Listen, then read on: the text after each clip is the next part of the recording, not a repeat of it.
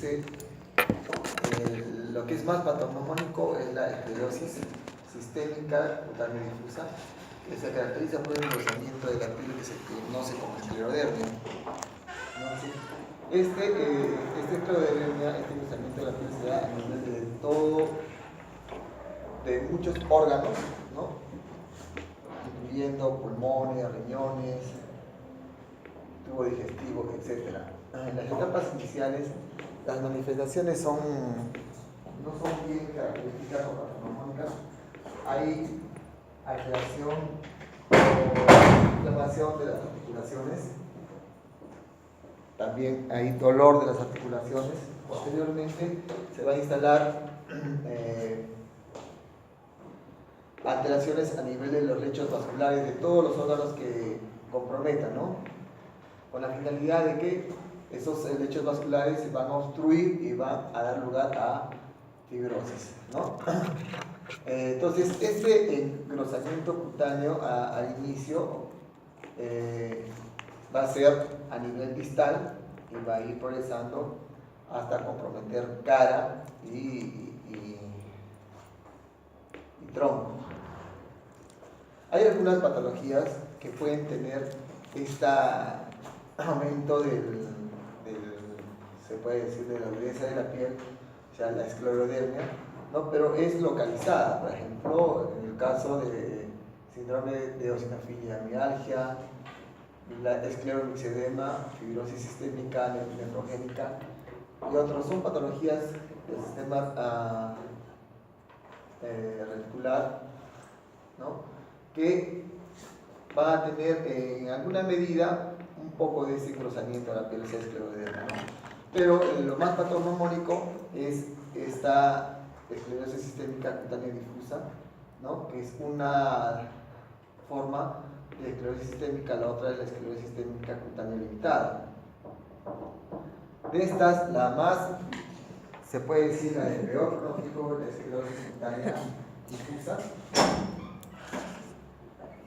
que se caracteriza porque se inicia, como hemos dicho, con la esclerosis, el endurecimiento de la piel a nivel de las manos, haciendo en forma centrípeta hasta alcanzar vario tronco y afecta después a muchos órganos, o sea, hay fibrosis. El pronóstico es malo en comparación con la esclerosis sistémica cutánea limitada. Esta esclerosis cutánea limitada es de mejor pronóstico y se caracteriza porque al inicio va a haber este síndrome de Raynaud, o fenómeno de Raynaud, ¿no? Y la esclerosis va a ser muy circunscrita, realmente en los dedos de la mano, ¿no? Lo cual se conoce como esclerodermia, y no va a afectarse el tronco y la cara. Si hablamos de epidemiología, puede afectar a todas las razas. En Estados Unidos hay una frecuencia que oscila entre 9 a 16 millones por año y la edad frecuente de 30 a 50. Si se da de raza negra, tiene bastantes factores de mal pronóstico, porque se ha demostrado ahí más agresivo, más frecuencia, inicio temprano. La esclerosis sistémica cutánea difusa es acompañada de infección intersticial pulmonar, que es un órgano noble, ¿no? Lo cual va a tener como consecuencia un mal pronóstico. Las causas no se saben, pero se dice que la esclerosis sistémica sigue un perfil no mendeliano de herencia. Se ha demostrado que los gemelos monocigotos tienen una tasa de concordancia pequeña de 4.7%, ¿no? Pero es notablemente mayor la concordancia con respecto a los anticuerpos antinucleares. ¿Pueden abrir la puerta? En algunos enfermos que tienen esclerosis sistémica se ha demostrado altas concentraciones de estos anticuerpos contra el citomegalovirus y la tocoisomerasa I. También se han encontrado pruebas que indican que el paciente tiene infección por parvovirus 19. Hay algunos fármacos que también pueden desencadenar, por ejemplo la bleomicina, pentazocina, cocaína, y algunos medicamentos anorexigénicos que producen también esclerosis sistémica y que están vinculados con la hipertensión de la arteria pulmonar.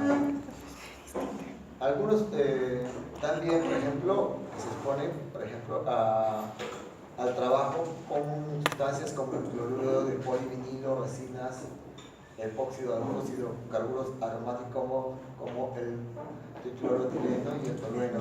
Aquí van a ver, por ejemplo, los que trabajan con la fabricación de este tipo de aditamentos, al cloruro de vinilo, la resina, el tolueno y los epóxidos, ¿no?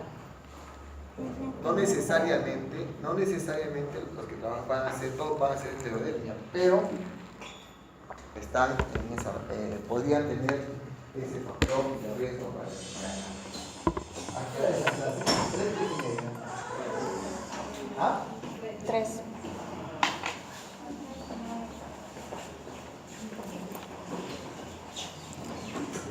Si vamos para conocer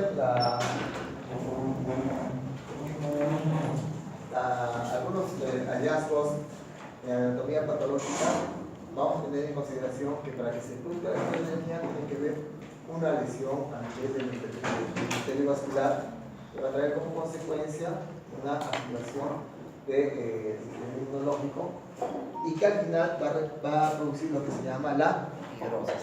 La fibrosis que se da a todo nivel, en todo órgano, dependiendo de la cantidad de órganos que comprometa, va a verse el pronóstico. Entonces, como les decía, hay una lesión a nivel del epitelio vascular, ¿no? Se van a activar células endoteliales, las plaquetas también que van a trabajar a nivel del sistema inmunológico y allí va a tener respuesta de los linfocitos T, CD4, CD8, monocitos, macrófagos y linfocitos B que se van a activar produciendo una serie de proteínas llamadas citoquinas. Por ejemplo, tenemos la TH2, el factor transformador de crecimiento beta, el factor de crecimiento del tejido conectivo y el factor de crecimiento derivado de plaquetas. Estas, ¿qué van a hacer? Van a activar a todos los fibroblastos para que produzcan fibrosis, a todo nivel. Entonces se va a ver diferenciación de fibrocitos, diferenciación de los biofibroblastos, trastorno de las células mesenquimatosas, células epiteliales y endoteliales, hasta la transacción mesenquimatosa y la apoptosis. O sea, ¿qué va a haber? Al final, acumulación de colágeno y de tejido conectivo, reorganización y contracción de la matriz extracelular y trastorno de la generación de la matriz. En conclusión, fibrosis. Todos los órganos que se vean comprometidos van a terminar en fibrosis. O sea, va a haber una disminución del calibre de los vasos pequeños y vasos grandes, ¿no? Entonces, va a afectar, acá como dice, la afección es a nivel de todos los vasos, es extensa, vasos grandes, vasos pequeños, ¿no? El fenómeno de Raynaud, que es una respuesta al flujo sanguíneo, se da una disminución del calibre de los vasos, es complicado con cambios estructurales y funcionales irreversibles básicos. Entonces, aquí va a haber una desregulación de algunas sustancias que van a favorecer la fibrosis, o sea, no se van a producir sustancias vasodilatadoras, como por ejemplo el óxido nítrico y prostraciclina tampoco, y va a haber aumento de estas sustancias vasoconstrictoras endotelina 1, lo cual va a producir que haya isquemia y fibrosis al final.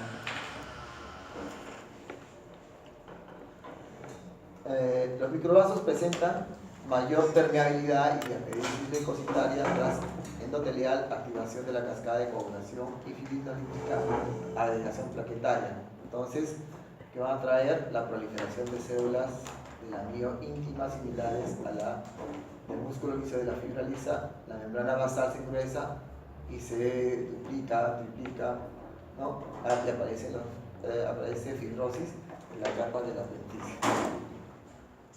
Entonces, estos daños a nivel de los vasos van a afectar los capilares, las arteriolas, los vasos gruesos, o sea, a todo nivel. Si alteran los vasos, que va a traer como consecuencia disminución del flujo sanguíneo, isquemia, por lo tanto, y generación de factores profibróticos. Entonces, ¿qué es lo que va a pasar? Entonces, la oclusión progresiva del calibre de los vasos a todo nivel está dado por la hipertrofia de la capa íntima y de la media y daño persistente de las células endoteliales y células de la adventicia. Generalmente va a culminar con una ausencia de vasos. Ustedes hacen una angiografía de riñón, que la angiografía con una estancia contraste y se ve todos los vasos de riñón. En los pacientes normales se pinta el riñón con la serie de vasos, pero en los pacientes que tienen esclerosis sistémica avanzada con compromiso renal no se van a ver los vasos. Entonces, el endotelio lesionado que va a activar la agregación plaquetaria con liberación de serotoninas y gránulos de alfa plaquetarios que inducen el tropoxano 2, que es un factor vasoconstrictor, ¿no? El factor de crecimiento derivado de las plaquetas también. Entonces, todo está dirigido a que se disminuya el calibre del vaso. Y por si fuese poco, paradójicamente, cuando hay esto, hay un sistema de defensa de revascularización que en este caso no funciona. No, o sea, no funciona ese mecanismo de defensa de revascularización. Una vez que hay ese daño a nivel de todos los vasos, entonces se va a activar la célula del sistema inmunológico, ¿no? Entonces, al inicio de la esclerosis sistémica, ya sea en la piel, en los pulmones, cualquiera que sea el órgano que esté afectado, porque son muchos los órganos que se van a afectar, va a haber una acumulación, hemos dicho, de linfocitos T, macrófagos, de monocitos que se van a activar. Los macrófagos y los linfocitos T activados muestran una respuesta inmunitaria polarizada, ¿no? con la secreción de interleuquinas. Estas interleuquinas hemos dicho que van a producir bastantes sustancias que van a estimular la fibrosis. El mayor es este factor transformador de crecimiento beta, ¿no? Entonces, dice, en todas las esclerosis sistémica aparecen anticuerpos antinucleares. Las concentraciones de estos autoanticuerpos guardan relación con la intensidad. Es decir, mayor concentración de autoanticuerpos mayor es la enfermedad, ¿no? Estos autoanticuerpos son activos, ¿no? contra las proteínas intracelulares, como el caso de la topoisomerasa y la RNasa polimerasa, y también contra los antígenos de superficie celular, como las proteínas secretadas. Y el tercer paso es que hay fibrosis a todo nivel, ¿no? Esta fibrosis va a diferenciar a la esclerosis sistémica de otras enfermedades del colágeno. La fibrosis aparece después de la inmunidad, o sea, después de que el organismo ha tenido contacto con el sistema inmunológico y se han producido esas sustancias que van a generar esta fibrosis. Los fibroblastos son células normalmente mesenquimatosas encargadas de conservar la integridad funcional y estructural del tejido conectivo. Pero estos fibroblastos son activados de tal manera que van a producir la fibrosis a todo nivel. Va a ser un crecimiento de este tejido de colágeno de tal manera que va a ser incontrolado. Entonces los fibroblastos se van a proliferar, estos van a migrar, secretar colágeno y matriz extracelular, factores de crecimiento y citoquinas que se transdiferencian en miofibroblastos. En circunstancias normales, hemos dicho, estos reparan, pero acá ya es descontrolado, si se puede decir, el funcionamiento de estas células. En cuanto a los signos patológicos definitorios de esclerosis sistémica, se tiene que hallar pérdida capilar generalizada, vasculopatía obliterante de las arterias y arteriolas finas, fibrosis de la piel y otros órganos internos. Entonces, a nivel de los vasos se encontró una lesión, una proliferación de la íntima en arteriolas de calibre fino, mediano, que culminan con estrechez de la luz, ¿no? Va a haber una vasculopatía obliterante que está bien y que es notable en el corazón, pulmón, riñones y tubo digestivo. Hay fibrosis en la piel, pulmón, o sea, en todo el organismo, a todo nivel. Y dependiendo de la fibrosis, el grado de fibrosis y el órgano que esté comprometido, vamos a tener la clínica. Entonces, hemos dicho que esto afecta a todos los órganos y en el caso de la esclerosis sistémica cutáneo difusa, se acompaña de la clínica del órgano que esté comprometido. En la esclerosis sistémica cutánea limitada se caracteriza, como hemos dicho por segunda vez, de que antes de que haya la clínica de la esclerodermia, va a haber, el paciente va a tener síndrome de Raynaud, ¿no? Y la afección de la piel a veces está limitada y no va a afectar los órganos. Entonces, la esclerosis cutánea difusa sí afecta a los órganos, la otra no, la limitada no. Y aquí es un cuadrito que lo tienen en su libro.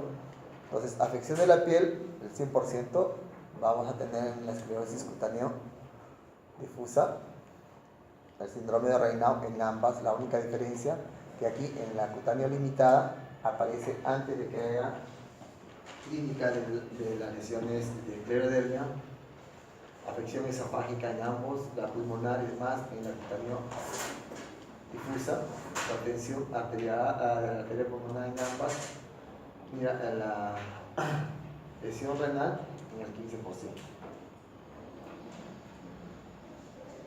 Y aquí también es un cuadro que nos ayuda a ver la diferencia entre las dos. Hemos dicho la que tiene evolución buena es la esclerosis sistémica cutánea limitada, en donde el comienzo es progresivo, circunscrito a los dedos, a esclerodactilia, ¿no? Y evolución lenta en comparación con la esclerosis sistémica cutánea difusa, entonces rápido, ¿no?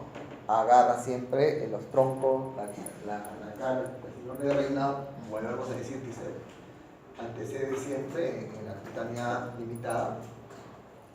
La cirrosis pulmonar es más frecuente y temprana en la difusa. Después,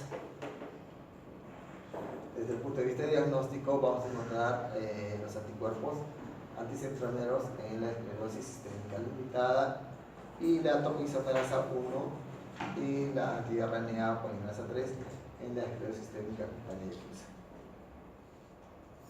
Entonces, hay una serie de patologías que pueden cursar con esclerodermia, o sea, el endurecimiento de la piel, ¿no? Pero con datos clínicos y de laboratorio de otras enfermedades. Por ejemplo, se ha visto que pacientes que tienen polimiositis, síndrome Sjögren, poliartritis, lupus eritematoso y hepatopatías autoinmunes pueden tener algún grado de esclerodermia o esclerodactilia. Eso no quiere decir de que el paciente tenga esclerosis sistémica. Sin embargo, se ha visto que unos quedan nomás, por ejemplo, como lupus, o empiezan como lupus, como esclerodactilia, y después llegan a ser esclerosis sistémica. Entonces, vamos a hablar sobre las manifestaciones clínicas en el de esclerosis sistémica cutánea difusa, el síndrome de Raynaud. Desde que aparece hasta que aparece la clínica es muy corto el tiempo. Sin embargo, en la esclerosis sistémica cutánea limitada es más largo, ¿no? En la fase edematosa, en esta esclerosis cutánea difusa, va a haber edema de partes blandas, va a haber dolor de las articulaciones, prurito intenso, artralgias, debilidad. Entonces se dan cuenta que es clínica que no es patognomónica, ¿no? ¿Quién no ha tenido una fiebre tifoidea o ha tenido un resfrío común, un inicio de neumonía, cuando el paciente hace una bacteremia, una viremia adelante? ¿Qué es lo que va a hacer? Va a tener malestar general, artralgia, debilidad, ¿no? Pero eso es ese pasajero. Si eso ya se vuelve crónico, entonces hay que pensar en esta patología, ¿no? Entonces hemos dicho que primero afecta los dedos de la mano, se va ascendiendo hasta llegar el tronco, la cara. Hay hiperpigmentación difusa y síndrome del túnel carpiano. ¿Qué es el síndrome del túnel carpiano? Es compresión, claro. Compresión del nervio mediano en gente que utiliza bastante las manos, una causa mecánica, la que viene de la secretaria o la que tejía, ¿no? O hay algunas personas que tienen también patologías del tejido conectivo que también pueden tener eso. Entonces, en las semanas o meses siguientes va a empezar la fase fibrótica, ¿no? Entonces, cuando empieza la fase fibrótica, ¿qué es lo que se va a ver? Induración de la piel, caída del pelo o de los vellos. ¿Por qué? Porque el folículo piloso, las glándulas endocrinas y sebáceas van a verse también lesionadas. Hay una producción, lógicamente, de grasa cutánea y disminución de la capacidad sudorípara.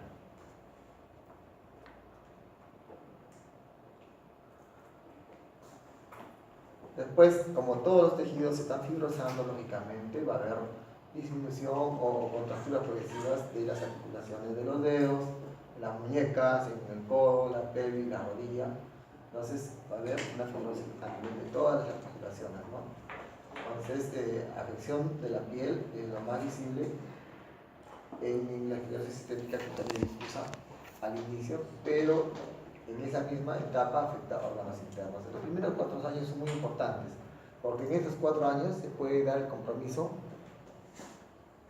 renal o compromiso pulmonar. Si en estos 4 años no hay compromiso de estos órganos, puede ser que quede nomás ahí. ¿De acuerdo? En la esclerosis sistémica cutánea limitada, la evolución, hemos dicho, es inconstante, pasa bastantes años, precedida por síndrome de Raynaud, ¿no? En el 10 al 15% presenta trastornos corazón y también una hipertensión de la arteria pulmonar. También es más frecuente en esta esclerosis sistémica cutánea limitada, ¿no? La superposición con otras patologías. Es bien difícil hacer el diagnóstico, parece, y muchas veces han visto, ¿no? Hay pacientes que van y te consultan, van a emergencia y dicen, ¿qué estás recibiendo? Prednisona. ¿Por qué? Porque me dice que tengo artritis reumatoidea. Después revisan la historia clínica y tiene lupus eritematoso, porque es bien difícil hacer el diagnóstico, ¿no? Son bien variables. Entonces, aquí vamos a hablar del fenómeno de Raynaud. ¿Alguien ha visto el fenómeno de Raynaud? Antes solamente podíamos verlo los podíamos describir y el semiólogo que tenía la capacidad de escribir era el mejor en hacer la semiología. Entonces, ahora lo podemos ver. Aquí el fenómeno de Raynaud se caracteriza porque hay una vasoconstricción de los vasos a nivel de las manos y pies, ¿no? Puede agarrar puntas de la nariz o de la oreja. Entonces va a haber una fase de palidez, lógicamente, porque hay una vasoconstricción, ¿no? Después, si hay una vasoconstricción, ¿qué va a haber?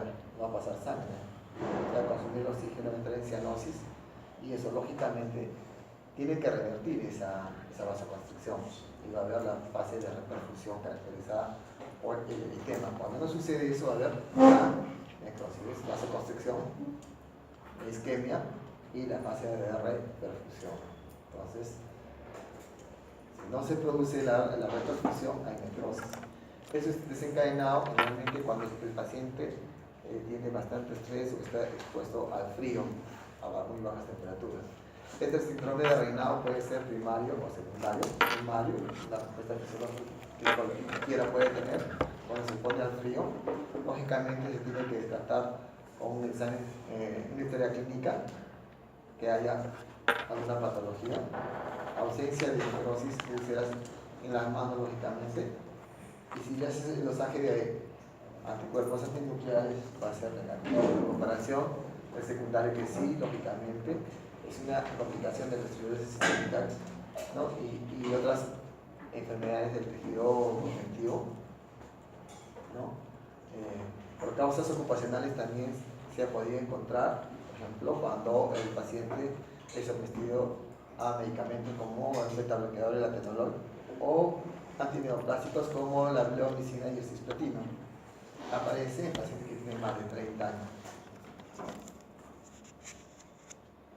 Si vamos a hablar de las lesiones cutáneas, primero hemos dicho edema, edema de la piel, edema de las articulaciones. Posteriormente se produce el engrosamiento de la piel, la cual se caracteriza por ser simétrica y bilateral, ¿no?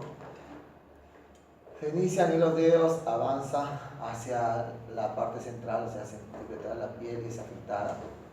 ¿Alguien ha visto a algún paciente con esclerodermia? ¿Sí? Entonces son muy pocos, pero tú tienes que, te palpas nomás la piel o le ves la cara, vas a ver que son pacientes que tienen 60 más años y están sin arrugas, como vas a ver en la piel.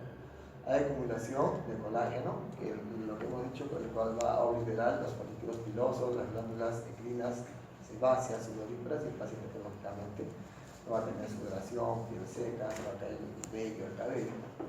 Entonces, esta es la fase de un una paciente que tiene esclerodermia, ¿no? Una facies pneumomia, que es conocido semiológicamente como la máscara urina, se caracteriza porque no tiene lógicamente pliegues, es una facies inexpresiva, ¿no? Porque los párpados no pierden la motilidad y los cabellos también, la boca no puede abrirla, ¿no? También pueden tener las gestáceas y tienes que hacer el recuerdo de todo lo que has estudiado en medicina 1, ¿no? Lo que he estudiado en la parte de tubo digestivo, lo que he estudiado en la parte de neumología, lo que he estudiado en la parte de corazón. Por ejemplo, vas a tener un paciente que tiene neumopatía intersticial, entonces el paciente va a tener un patrón restrictivo. Entonces, la saturación de oxígeno baja. Y si tiene, por ejemplo, esclerodactilia o esclerodermia, puedes pensar en esa enfermedad. Pueden tener también una hipertensión de la arteria pulmonar. Entonces, es raro encontrar, ¿no?, pacientes que tengan neumonitis por aspiración, hemorragia pulmonar causada por telangiectasias, bronquiolitis obliterante, lesiones pleurales, y acá hemos dicho tiene un patrón ventilatorio restrictivo y neumotoraxiado. De aquí, ¿qué es lo que puede tener todo problema pulmonar? Pero ¿cuál es lo característico? ¿No? Las neumonías intersticiales. O sea, el daño va a ser ¿dónde? En el espacio que está entre el alveolo y el epitelio vascular, ¿no? En el tubo gastrointestinal, ¿qué va a pasar?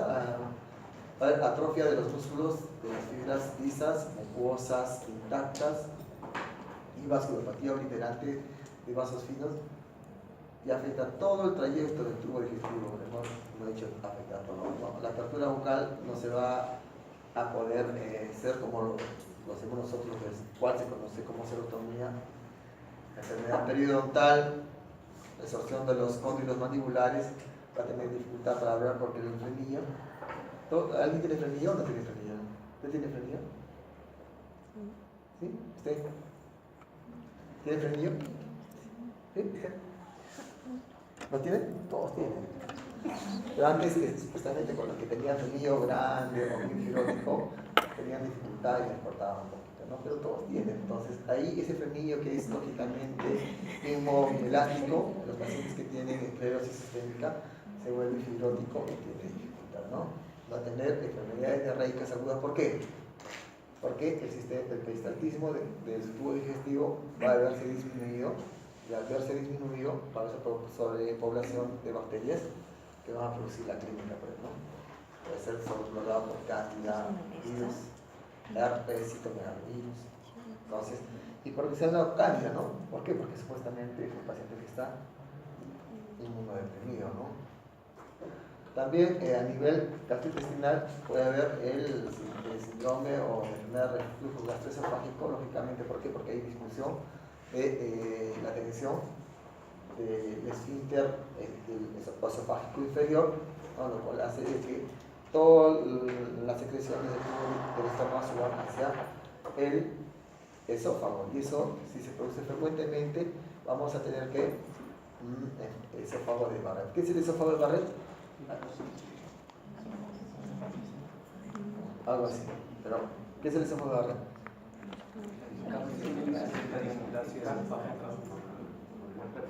Ya, una displasia, pero lo que dice tu compañero es cierto, ¿no? Es el cambio del epitelio poliestratificado que tiene el esófago, cambia a epitelio cilíndrico que tiene el estómago. ¿Por qué? Porque continuamente está subiendo las secreciones gástricas hacia el esófago, y como dice tu compañero, es una lesión precancerígena, y que tenemos que estar vigilándola y hay que sacar una biopsia, ¿no? Manifestaciones renales. ¿Qué manifestaciones renales va a haber? ¿Qué manifestaciones renales? Sí, la alteración es a nivel de los vasos. ¿Los vasos qué van a hacer? Se van a... Entonces, ¿qué va a haber? Insuficiencia renal.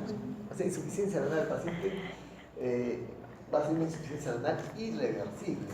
Entonces, las causas por qué va a haber obliteración de los vasos, digamos, ¿a dónde? A nivel de las arterias arqueadas y interlobulares. y es irreversible. Entonces, si el riñón no funciona solamente cuando se colapsa porque no hay líquido, le pones líquido, vuelve a lo normal, hay bastante flujo, porque el riñón trabaja con líquido o con volumen, ¿no? Entonces, en este caso, las arterias están fibrosadas. Por más que le metas volumen no va a pasar nada. Entonces, hace una insuficiencia renal que lo va a llevar al paciente a la muerte, ¿no? Entonces, dice, la disminución progresiva en el flujo sanguíneo renal agrava el vasoespasmo. O sea, si esa fibrosis, el paciente se deshidrata, peor, ¿no? Ocasiona también hiperplasia glomerular, mayor secreción de renina y activación de la angiotensina. Va a producir insuficiencia renal polidúrica progresiva, o sea, no va a orinar. Alteraciones cardíacas, ¿sí? Pero si te das cuenta, mira, ¿qué alteraciones cardíacas va a tener? Derrames pericárdicos, taquicardia auricular y ventricular, anomalías de la conducción, hipertrofia, insuficiencia cardíaca. Todo el mundo puede tener estas patologías, pero recuerda que también si tiene su paciente con esclerodermia y tiene, por ejemplo, hipertrofia, puede ser que esté dañándose el corazón. ¿Y anemias puede hacer el paciente que tiene esclerodermia? Sí, a todo nivel. Recuerda la fisiopatología de las anemias, donde va a haber una anemia normocística o microcítica, ¿no? El paciente tiene, por esa lesión que estaban hablando del esofagitis por reflujo, va a perder sangre oculta por bastante forma continua y puede ser una anemia ferropénica. Puede ser una anemia macrocítica. Sí, ¿por qué? Porque a nivel del tubo digestivo del estómago están las células intrínsecas, se produce el factor intrínseco que favorece la absorción de la vitamina B12. Y también, como el peristaltismo está disminuido porque todo está duro, está fibrosado, no se va a absorber el ácido fólico del ilirio y va a ser el paciente una anemia macrocítica macrosómica. ¿Anemia hemolítica puede hacer? Sí, también, porque disminuye el calibre de tal manera que hemos dicho que los capilares tienen más o menos el tamaño de los... ¿Qué tamaño tienen? ¿Qué calibre tienen los capilares? Recuerda que las arterias traen las venas, las arterias llevan la sangre oxigenada, ¿no? Llegan, disminuyen de calibre y se transforman en venas porque ya han pasado por el alveolo, donde pasa el oxígeno y ya saca el CO2 y salen por las venas. ¿Qué tamaño debe tener? El tamaño pues de hematídeo. ¿Cuál es el tamaño de un eritrocito? 7 micras, ¿no? Micras, ¿cierto? Pero si este capilar se ha obstruido por la fibrosis, entonces los van a tratar de pasar y al tratar de pasar se van a lesionar, van a hacer una anemia hemolítica, ¿no? Microangiopática, ¿no? Entonces, a nivel del laboratorio que vamos a ver, una velocidad de sedimentación elevada. Esta velocidad de sedimentación no es patognomónica porque muchas enfermedades tienen elevado anticuerpos antinucleares detectables al comienzo, por ejemplo, el anticuerpo contra la topoisomerasa 1 y contra el centrómero. Entonces, ahí tienes que ver que si vas a encontrar la topoisomerasa 1, va a ser el diagnóstico de esclerosis sistémica cutánea difusa, porque se da el 31% más. Y en la limitada, 13%. Contra los centrómeros es más en la esclerosis sistémica cutánea limitada. En la cutánea difusa. Entonces, si tú haces el diagnóstico al inicio de esta patología, es bien difícil porque no vas a encontrar absolutamente nada. Tienes que hacer una biopsia de la piel, ¿no? El cual te va a corroborar el diagnóstico. ¿Por qué? Porque inicialmente los signos van a ser específicos, ¿no? Los pacientes, fatiga, edema, dolor de las articulaciones, de los músculos, rigidez, ¿no? Que pueden ser signos de artritis reumatoidea, ¿o no? El síndrome de Raynaud, que puede ser fisiológico, ¿no? Porque lógicamente te pusiste al frío. Entonces, en la clínica se puede detectar edema difuso de las extremidades superiores y a los dedos regordetes y están duros, pero actividad. Entonces, Depende de ti en agarrar de frente a hacer ¿cómo se dice? En tu mente pensar maliciosamente que se puede tratar de esta enfermedad y hacer los exámenes. ¿No? Dice, en las semanas y meses aparece el síndrome de Raynaud, ¿no? Con la clínica que ya conocemos, con úlceras a nivel de las yemas de los dedos y signos de isquemia distal. El síndrome de Raynaud, cuando es primario, cuando es fisiológico, no llega a tener úlceras.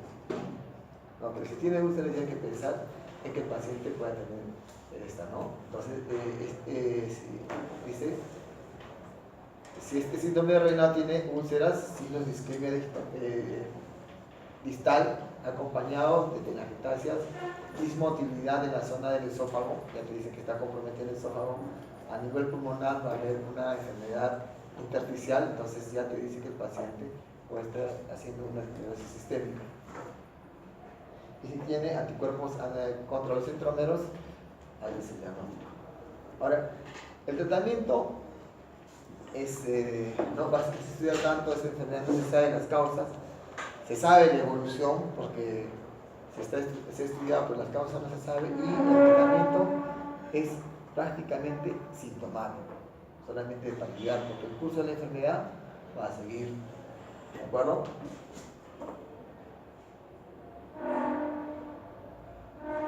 Entonces, dice medidas para el tratamiento óptimo, se tiene que hacer el diagnóstico lo más rápido posible para hacer la clasificación y ver cuánto ha avanzado, cuánto está abarcando, qué órgano está comprometiendo, ¿no? Identificar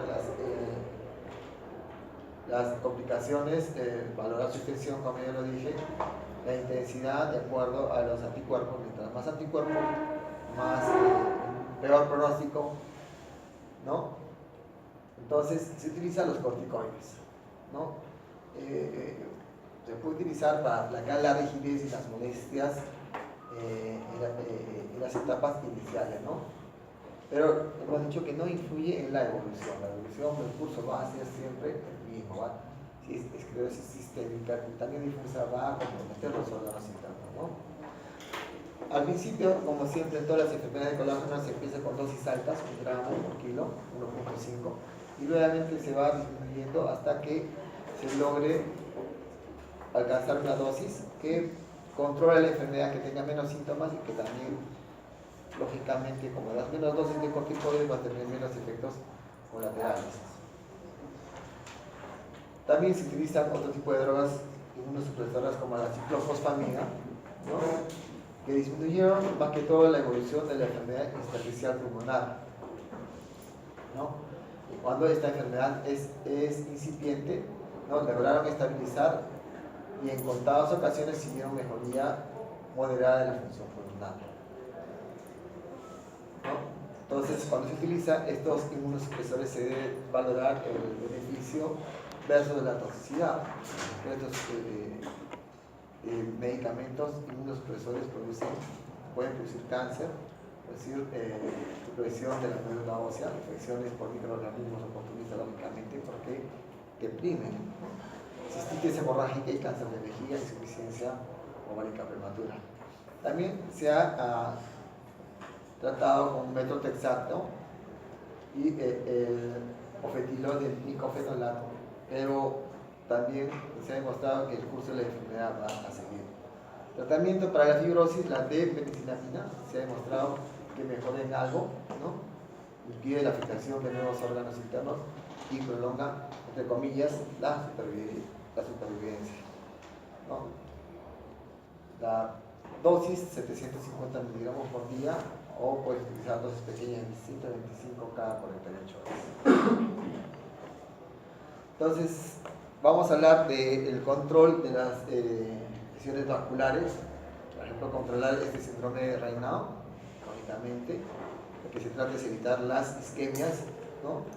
Evitar las úlceras. Lógicamente, estas úlceras no van a curar. ¿Por qué no van a curar? ¿Por qué no curan las úlceras? ¿Ah? No, pero ¿por qué no cura una úlcera? ¿Por qué no cura una herida? ¿Curaría una herida? Por la agregación, lógica. Porque hay una disminución del calibre y si no hay oxígeno, no van a curar.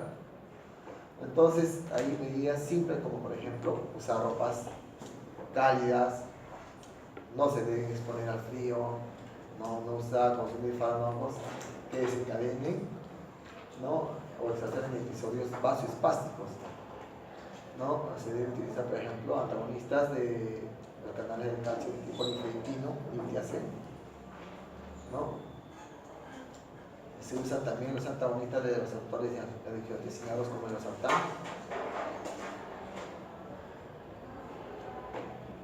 También los antagonistas de receptores adrenérgicos alfa-1 como la prostacina, inhibidores de la 5-fosfodiesterasa, inhibidores de la recaptación de serotonina, la nitroglicerina tópica, que es un vasodilatador, y algunas prostaglandinas intravenosas.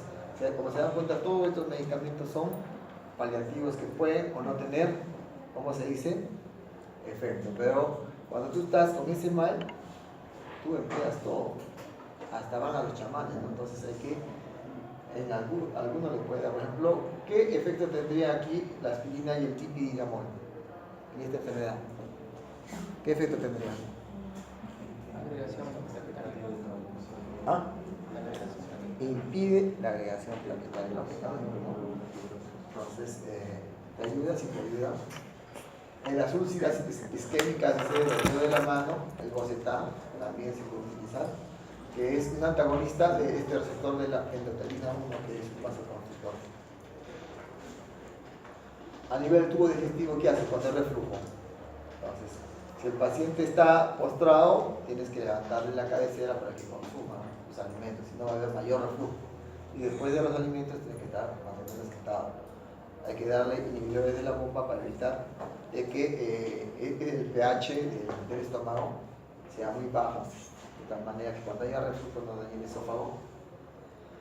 La hemorragia digestiva repetitiva por instancia vascular en el antro gástrico puede tratarse con fotocoagulación por láser. Se debe dar antibióticos de forma casi periódica porque hay sobrepoblación de bacterias, ¿no?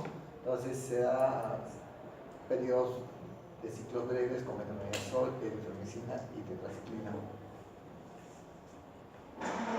Se tiene que usar tratamiento para la hipertensión de la arteria pulmonar también con antagonistas orales del receptor de la endotelina 1 o un inhibidor de la fosfodiesterasa, como el sildenafilo, ¿no? Análogo de la tetraciclina y el trasplante de pulmón. Aquí lo han puesto, pero no está indicado el trasplante. ¿De qué te sirve este paciente? Que le hagas el trasplante de pulmón cuando tiene fibrosado, riñón, tiene fibrosis. ¿No? Tratamiento de crisis renales, dice no usar fármacos nefrotóxicos. ¿Qué fármaco nefrotóxico conoce? ¿Ah? Cano, ¿dónde está Cano? Otro nefrotóxico. Compañera, esta cosa, nefrotóxico. ¿Otro medicamento nefrotóxico? Todos los AINES, todos los antiinflamatorios, todos los aminoglucósidos, todas las cefalosporinas, excepto la ceftriaxona. Entonces hay que evitar la de medicamentos. Los corticoides también producen lesión, ¿no? Al aparecer la crisis renal, por esclerodermia se inicia ya el tratamiento no llega, ¿no?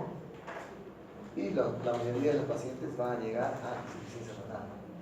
Cuidado de la piel, dice, la inflamación de la piel se controla con antihistamínicos de acción general y el uso cauto de breves periodos de corticoides, vía tópica o sistémica, ciclofosfamida, methotrexato, ¿no? Después son útiles los masajes regulares, son medidas que te van a ayudar en algo, ¿no? Supuestamente a sobrellevar la enfermedad. Dice las telangiectasias en forma estética, pero acá lo nombra nada más, ¿no? El tratamiento con láser, pero yo pienso que una persona que está con esa enfermedad no le va a importar el aspecto, lo que le va a importar es sentirse bien. Las úlceras en las yemas de los dedos deben ser protegidas por apósitos oclusivos para estimular la cicatrización y evitar la infección. Eso sabe que eso es un boom ahora. Hay una subespecialidad de enfermería en donde las heridas, como las que se producen en los pacientes que tienen insuficiencia venosa, pacientes que tienen pie diabético, entonces es que duran años y años, se les cura y hay nuevos medicamentos. Entonces hay una unidad en cada hospital de heridas que han puesto de contacto, ¿no? Pero son heridas de difícil manejo y tienen todo un tratamiento. Seguro va a ser un boom porque los pacientes que tienen pie diabético van a verse beneficiados. Para las úlceras infectadas, lógicamente, antibióticos, ¿no? Ya sea tópicos o vía sistémica y lógicamente de la mano con la debridación quirúrgica. La evolución, ya saben, es muy variable, unos progresan más rápido que otros. La esclerosis sistémica cutánea difusa, hemos dicho que tiene peor pronóstico, la evolución es más rápida en comparación con la esclerosis sistémica cutánea limitada. En la difusa los síntomas inflamatorios son tempranos, o sea, decir, la fatiga, el edema, atrofia, pulito desaparecen. En 2 a 4 años, después viene el periodo de la esclerodermia, ¿no? Cutánea. Ya dijimos esto también, que al inicio de la enfermedad, que puede dar menos de 3 años, va a haber la fase inflamatoria, con dolor, las articulaciones, va a haber también alteración a nivel de algunos músculos. Las crisis renales aparecen casi de modo invariable en los primeros 4 años. Si no aparecen ahí, ya no van a aparecer. En la etapa final de la esclerosis sistémica cutánea difusa, o sea, más de 6 años, la piel por lo regular está blanda y atrófica, ¿no? La esclerodermia y las contracciones digitales que persisten son frecuentes las telangiectasias, la calcitosis cutánea, de modo que es difícil diferenciar entre la esclerosis sistémica cutánea difusa de fase tardía y la limitada. Dice, rara vez hay recurrencia o reaparición del engrosamiento cutáneo después de que alcanza el máximo. Es decir, si tienes un paciente que tiene esclerosis sistémica cutánea limitada y tiene esclerodermia o esclerodermia, llega a un nivel y ya no avanza más. O sea, rara vez vuelve a aparecer. ¿De acuerdo? En cuanto al pronóstico, ustedes ya saben que el pronóstico es totalmente malo porque no hay ningún medicamento que vaya a atacar esta fibrosis, ¿no? De todos los vasos. No hay nada que. Entonces, estos son el tratamiento sería ideal, pero ni los corticoides que pueden frenar eso, podrían frenar eso, no hacen. ¿No? El pronóstico, entonces, guarda relación con la magnitud de la afección de la piel, ¿no? De la piel y las afecciones de diferentes órganos, ¿no? Lógicamente, por ejemplo, si tienes un paciente que tiene una esclerodermia, solamente esclerodermia, y no está comprometido los órganos internos, estás frente a un diagnóstico de una esclerosis sistémica cutánea limitada, entonces el pronóstico va a ser bueno, ¿no? Va a tener dolores de las articulaciones, pero si va avanzando, por ejemplo, el tubo digestivo, ¿qué te va a dar? Neuronas digestivas, anemia, microcítica, macrocítica, ¿no? Y si avanza a órganos más nobles, como por ejemplo pulmón y riñón, así el compromiso va a ser mayor. Entonces, aquí se han dado unos marcadores de mal pronóstico, por ejemplo, una esclerosis sistémica en varón, que es de peor pronóstico, si es de raza afro-estadounidense, o sea, raza negra, edad avanzada, si el engrosamiento cutáneo es extenso con afecciones de tronco, manifestaciones de alteraciones neurales progresivas en vísceras y otros órganos, también el pronóstico es malo. Y si encuentras la presencia de autoanticuerpos contra la topoisomerasa 1 o la antiarrañada polimerasa, es otro marcador de peor pronóstico. Entonces, como te has dado cuenta, es una enfermedad que si tú ves un paciente ahí tienes que darle bastante apoyo. ¿Por qué? Porque ella sabe, o él sabe, esa mujer sabe, que no tiene remedio y que todo es progresivo y lo tienes que ayudar, ¿no? Con eso, con el tratamiento que es solamente sintomático para ayudar, porque no hay tratamiento definitivo, ¿no? ¿Alguna pregunta? Bueno, eso tiene que tenerlo siempre presente. Por ejemplo, yo recuerdo un paciente que entró a la unidad de cuidados intensivos, pero por una insuficiencia respiratoria. ¿no? Insuficiencia respiratoria, tú agarras, y a veces hacemos el examen, no hacemos un buen examen, ¿no? Y cuando nos percatamos ya estaba intubado, salió de la máquina y tenía la radiografía, signo de fibrosis pulmonar, ¿no? El cual fue corroborado con una tomografía, pero cuando nos dimos cuenta de la mano, tenía esclerodermia y esclerodermia solamente en las manos, un poquito en la cara. Entonces, por lógica, ya tienes que asumir que la fibrosis pulmonar sea por un daño de una fibrosis a nivel pulmonar. Entonces, ahí ese paciente, si vuelve a entrar a la unidad de cuidados intensivos, el médico ya no le va a dar paso. ¿Por qué? ¿Por qué no le da paso? Ya sabe la condición. Recuerden que, por ejemplo, un ventilador en el unidad de cuidados intensivos entran pacientes recuperables. Por ejemplo, ustedes que tienen una neumonía grave, pues decir, bronconeumonía, jóvenes sin ninguna patología en 7 días, con buenos antibióticos, salen del ventilador. Pero ese paciente que tiene esclerosis sistémica cutánea difusa con compromiso de fibrosis pulmonar, ese ya no va a salir, va a demorar un mes. Y en un mes se pueden salvar 4 o 5 vidas, ¿no? Entonces, es uno de los parámetros que utilizan en medicina intensiva para dar autorización de ingreso a los pacientes. ¿Alguna pregunta? Entonces, es un tema que afecta bastante.